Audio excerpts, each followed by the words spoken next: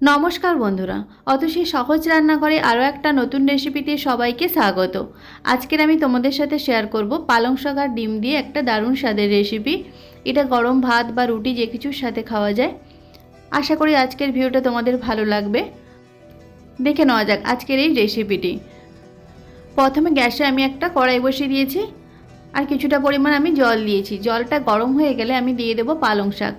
পালং শাকটা আমি খুব ভালো করে ধুয়ে পরিষ্কার করে নিয়েছি। তারপর আমি পালং শাকটা দিয়ে দেবো। 4 থেকে 5 মিনিট আমি পালং শাকটা সেদ্ধ করে নেব। গ্যাসটা লো টু মিডিয়াম ফ্লেমে রেখে পালং শাকটা সেদ্ধ করে নিতে হবে। দেখো পালং শাকটা সেদ্ধ হয়ে গেছে। পালং শাক সেদ্ধ হতে বেশিক্ষণ টাইম লাগে না।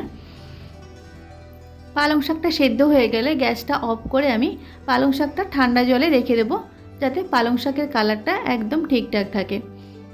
এখন আমি কয়েকটা ডিম সেদ্ধ করে নিয়েছি আগে থেকেই। এখন আমি ডিমের খোসাগুলো ছাড়িয়ে নেব। ডিমটা সেদ্ধ করার সময় অবশ্যই 1 চামচ ভিনিগার আর 1 চামচ লবণ দিয়ে দেবে, তাহলে খোসাটা খুব সহজভাবে ছাড়ানো হয়ে যায়। দেখো এইভাবে সমস্ত ডিমগুলো আমি ছাড়িয়ে নেব।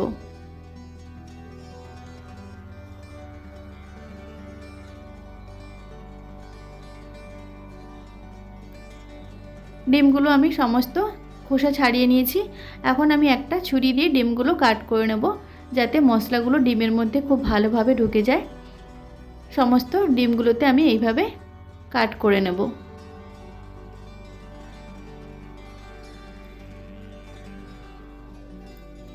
এইভাবে সমস্ত ডিমগুলোকে আমি একটু করে কাট করে নিয়েছি। এখন আমি দেখো পালং শাকটা ঠান্ডা জলে রেখেছিলাম। এখন একটা মিক্সার গ্রাইন্ডার নিয়েছি, তাতে আমি পালং শাকটা দিয়ে দেব। পালং শাকটা দেওয়ার সময় অবশ্যই জলটা ভালো করে বের করে দিতে হবে, যেন জল না থাকে। আমি হাত দিয়ে চিপে এরকম করে পালং শাকটা দিয়ে দেবো মিক্সার জারের মধ্যে। আর দিয়ে দেবো ঝালের জন্য কয়েকটা কাঁচা লঙ্কা। ঝালটা তোমরা তোমাদের পছন্দ মতোই দেবে।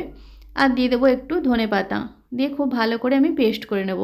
এদিকে গ্যাসে আমি একটা কড়াই বসিয়ে দিয়েছি সাদা তেল। খুব সামান্য পরিমাণে একটু লবণ আর হলুদ দিয়ে দিয়েছি। তারপর আমি লবণ আর হলুদটা খুন্তি দিয়ে একটু নেড়ে নেব। তারপর আমি দিয়ে দেবো ডিমগুলো। সমস্ত ডিমগুলো আমি ভালো করে লাল লাল করে ভেজে নেব। গ্যাসটা মিডিয়াম ফ্লেমে রেখে ডিমগুলোকে খুব ভালো করে ভেজে নিতে হবে। আমি একসাথে সমস্ত ডিমগুলো দিইনি, আমি অল্প অল্প করে ডিমগুলোকে এইরকম লাল লাল করে ভেজে নামিয়ে নেব। ডিমগুলো এরকম ভেজে নিলে খাওয়ার সময় টেস্টটা খুবই ভালো হয়।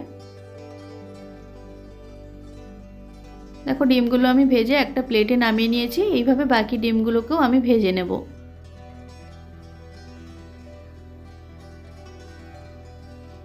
ডিমগুলো আমি ভেজে নামিয়ে নিয়েছি। এখন ওই তেলেই আমি দিয়ে দেব গোটা গরম মশলা ফোড়ন। আমি দিয়েছি 2টো এলাচ, একটু দারচিনি, একটু লবঙ্গ আর দিয়ে দেব 1 চামচ গোটা জিরে। ফোড়নটা আমি কিছু সময় নাড়াচাড়া করে নেব। একটা সুন্দর গন্ধ বেরোলে আমি দিয়ে দেব কুচিয়ে রাখা পেঁয়াজ। আমি 2টো মিডিয়াম সাইজের পেঁয়াজ ছোট ছোট করে টুকরো করে কেটে নিয়েছিলাম। পেঁয়াজটা আমি দিয়ে খুব ভালো করে লাল লাল করে ভেজে নেব। গ্যাসটা লো টু মিডিয়াম ফ্লেমে রেখে পেঁয়াজগুলো খুব ভালো করে ভেজে নিতে হবে। দেখো পেঁয়াজটা আমি খুব ভালো করে লাল লাল করে ভেজে নিয়েছি। এখন আমি দিয়ে দেব আদা রসুনটা আমি গ্রেট করে রেখেছিলাম। 1 চামচের মতো আমি গ্রেট করা আদা রসুনটা দিয়ে দেব। তারপর আদা রসুনটা দিয়েও খুব ভালো করে তেলের সাথে কষিয়ে নিতে হবে, যতক্ষণ না আদা রসুনের কাঁচা গন্ধটা চলে যায়। ঠিক ততক্ষণ পর্যন্ত খুব ভালো করে তেলে কষিয়ে নিতে হবে। কষানো হয়ে গেলে আমি দিয়ে দেব একটা গোটা বড় টমেটোটা আমি ছোট ছোট টুকরো করে কেটে নিয়েছি।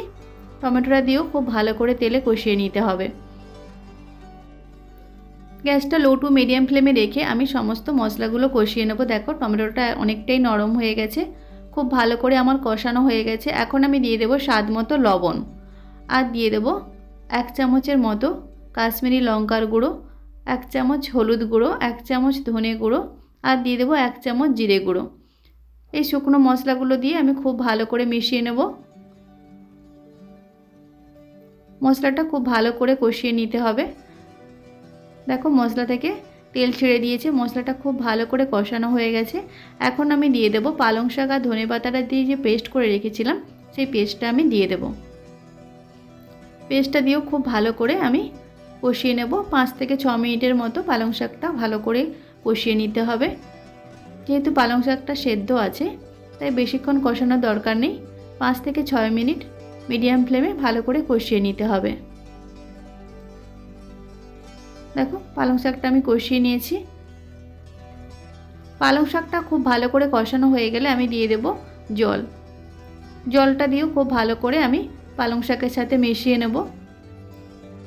তারপর আমি আরও একটু জল দিয়ে দেব গ্রেভির জন্য। তোমরা যেমন গ্রেভি পছন্দ করো সেই অনুযায়ী জলটা দিয়ে দেবে। তবে এই রান্নাতে বেশি গ্রেভি থাকলে ভালো লাগবে না, ভাত দিয়ে মেখে খাওয়ার মতো গ্রেভি থাকলেই ভালো লাগবে। দেখো আমি পরিমাণ মতো জল দিয়ে দিয়েছি। জলটা দিয়ে খুব ভালো করে আমি মিশিয়ে নিয়েছি। তারপর আমি লো টু মিডিয়াম ফ্লেমে 10 মিনিটের জন্য গ্রেভিটা ফুটিয়ে নেব। খুব ভালো করে আমি গ্রেভিটা ফুটিয়ে নিয়েছি। এখন আমি দিয়ে দেব আগে থেকে ভেজে রাখা ডিমগুলো। সমস্ত ডিমগুলো আমি দিয়ে দেব। ডিমটা দিয়েও আমি মিডিয়াম ফ্লেমে 5 মিনিটের জন্য রান্না করে নেব।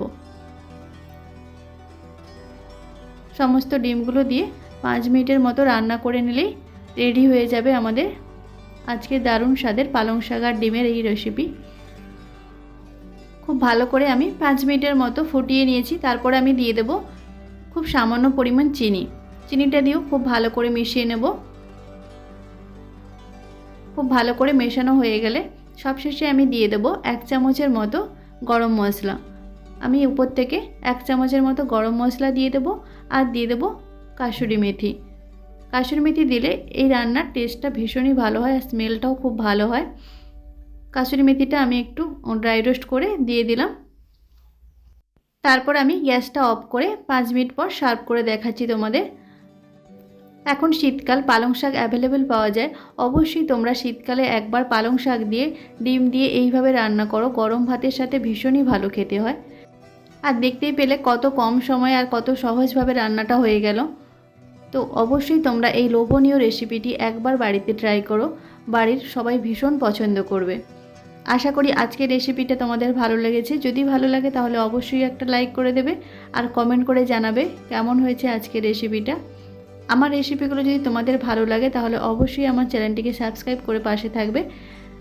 আর যারা অলরেডি আমার চ্যানেলটিকে সাবস্ক্রাইব করেছো তাদের অসংখ্য ধন্যবাদ। আজকের ভিডিওটা এই পর্যন্ত। নেক্সট কোনো ভিডিওতে তোমাদের সাথে আবার দেখা হচ্ছে নতুন কোনো একটা রেসিপি নিয়ে। ততক্ষণে তোমরা ভালো থেকো, সুস্থ থেকো। ধন্যবাদ।